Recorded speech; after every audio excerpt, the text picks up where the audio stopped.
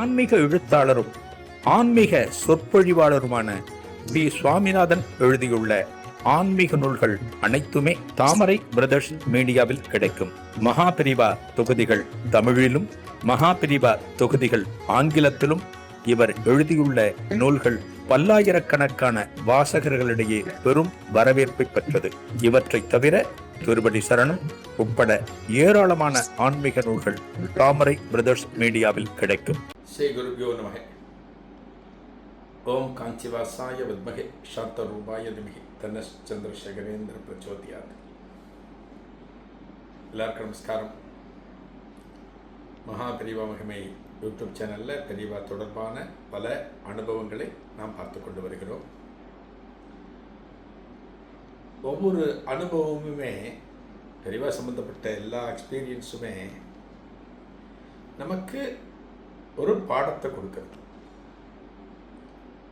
இல்லையா?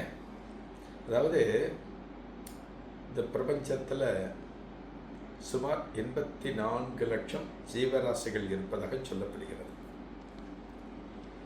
இந்த 84 லட்சம் ஜீவராசிகளுக்கும் சமமான மரியாதையை நாம் கொடுக்கணும். இது துறவற நெறி.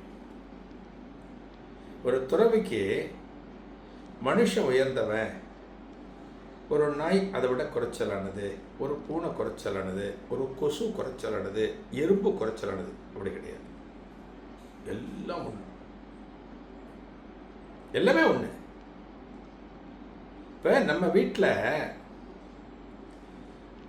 ஒரு எறும்பு சாரசாரியாக எங்கேயாவது போகிறதுன்னு வச்சுக்கோங்க. ஒரு இடத்துல போயிட்டு இருக்கு, எங்கேயான ஒரு இடத்துல ஒரு புத்து வச்சுருக்கோம், போயிட்டு இருக்குன்னா அந்த எறும்பை நம்ம என்ன பண்ணுவோம்? ஒரு சாக்கு இருக்கு இல்லையா, அதை வச்சு ஒரு கோடு போடுவோம், எறும்பெல்லாம் போடும். இல்லைன்னா எறும்பு பவுடர் மருந்து, இல்லைன்னா மஞ்சள் பொடி, ஏதோ ஒன்று போட்டு அந்த எறும்பை காலி பண்ணுவோம். ஒரு கொசு நம்ம வீட்டுக்குள்ளே வருது, சுத்திட்டே இருக்கு. ஒரு ஜீவராசி, கொசுவும் ஜீவராசி. நம்ம விட்டுருவோமே? கொசு அடிக்கிறதுக்கு இந்த பேட் வாங்கி வச்சுருப்போம், பேட் வச்சு கொசு அடிச்சு.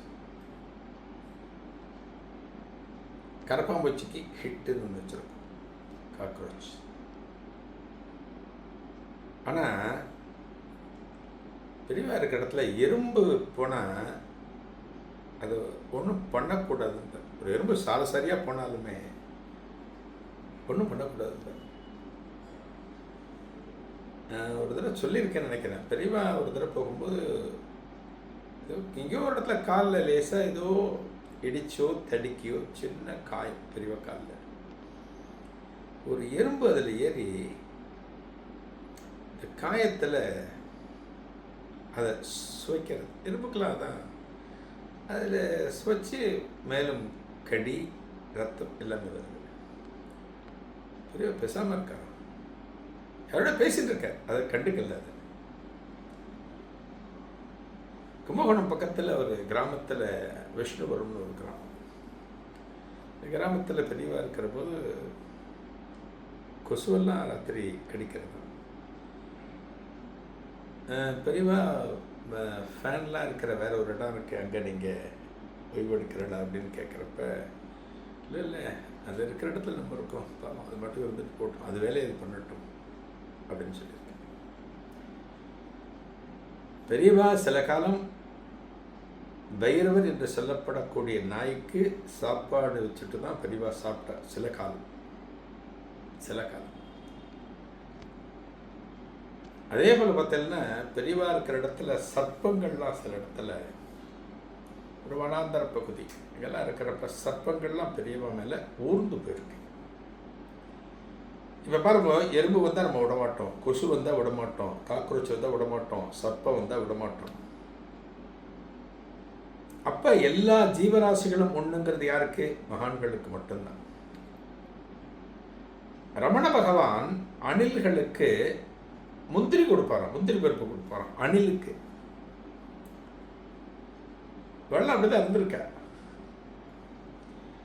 அவளை பொறுத்த வரைக்கும் சகல ஜீவராசிகளும் ஒன்று தான், எல்லாருக்குள்ளேயும் ஆன்மா இருக்கு, எல்லாமே ஒன்று தான் அப்படிங்கிறது மகான்களுடைய நிலைப்பாடு. அப்படிப்பட்டவகிட்ட எந்த ஒரு காலத்திலையும் இவன் உயர்ந்தவன், இவன் தாழ்ந்தவன், இவன் நல்லவன், இவன் கெட்டவன் எதுவும் கிடையாது. ஒரு கோவிலுக்கு போறீங்க, அந்த கோயிலில் பணக்காரெல்லாம் இந்த பக்கம் இல்லைங்க, ஏழையெல்லாம் அந்த பக்கம் இல்லைங்க சொல்கிறாங்களா? கிடையாது. எல்லாம் ஒரே வரிசை தான். இந்த ஜாதி இங்கே இல்லைங்க, இந்த ஜாதி இங்கே இல்லைங்க சொல்கிறாங்களா? கிடையாது. கடவுளுக்கு முன்னால் ஜாதி கிடையாது, மதம் கிடையாது, ஏழை பாழ கிடையாது. எல்லாமே ஒன்று தான், தெய்வத்தின் சந்நிதிக்கு முன்னாடி. இப்போ நம்ம இருக்கிற தெருவில் யாரான ஒருத்தர் வீட்டில் ஒரு திருடன் வந்து திருடிட்டு போகிறோன்னா நம்ம என்ன சொல்லுவோம்? திருடன் திருடிட்டு போயிட்டான், அவங்க வீட்டுக்குள்ள நுழைஞ்சு இத்தனை பவுன் எடுத்துட்டான், இத்தனை பணத்தை எடுத்துட்டான், இந்த பொருள் எடுத்துகிட்டு போயிட்டான் அப்படின்னு நம்ம சொல்கிறோம். மகான்கள் எந்த ஒரு காலத்திலும் திருடர்களை திருடன்னு சொல்ல மாட்டாங்க.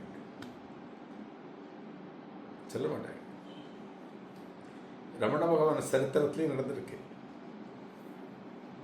ஒரு திருடன் திருட வந்தபோது பகவான் ரமணரையே அடிச்சிருக்கான், கட்டையால் அடிச்சிருக்கான்.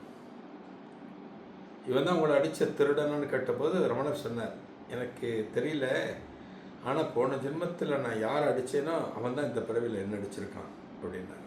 பெரிய கதை அது. நான் ஒரு வரியில் சொல்கிறேன். நம்ம தான் நல்லவன், கெட்டவன், அயோக்கியன், கோபக்காரன், நம்ம தான் பிரித்து பிரித்து பிரித்து வைக்கிறோம். மகான்களுக்கு எல்லாமே ஒன்று தான். அவர்கள் வாழ்க்கையில் பிரிச்சே பார்க்க முடியாது. மகாபிரிவா காஞ்சி மடத்தில் இருக்கார். ஒரு நாள் மத்தியான நேரம் பெரியவா பூஜையெல்லாம் முடிச்சுட்டார், பிக்ஷையெல்லாம் எடுத்துட்டாச்சு, பக்தாளுக்கு அனுகிரகம் கொடுத்தாச்சு. பக்தாள்லாம் அங்கங்கே ஓய்வு எடுத்துட்டுருக்கா, மடத்திலே ஓய்வு எடுத்துட்டுருக்கா. சில பேர் கிளம்பிட்டா. பெரியவாளும் தன்னோட அறைக்கு வந்து ஓய்வுக்கு உட்காந்துட்டார். ஓய்வு அப்படிங்கிறது என்ன அப்படின்னா, நம்மலாம் ஓய்வுன்னா ரெஸ்ட்னா படுத்துக்கிறதுன்னு நினைக்கிறோம். படுத்துக்கிறது இல்லை. மனம் எந்த விதமான ஒரு அலைப்பாய்தல் இல்லாமல் இருந்தாலே அதுவே ஓய்வுன்னு பேர். மனம் அலைப்பாயக்கூடாது, அப்படியே அமைதியாக இருக்கும், அதுக்கும் ஓய்வுன்னு தான் பேர். இதன் தொடர்ச்சியை அடுத்த நிகழ்வில் காணலாம். நன்றி, வணக்கம். ஆன்மீக எழுத்தாளரும் ஆன்மீக சொற்பொழிவாளருமான பி. சுவாமிநாதன் எழுதியுள்ள ஆன்மீக நூல்கள் அனைத்துமே தாமரை பிரதர்ஸ் மீடியாவில் கிடைக்கும்.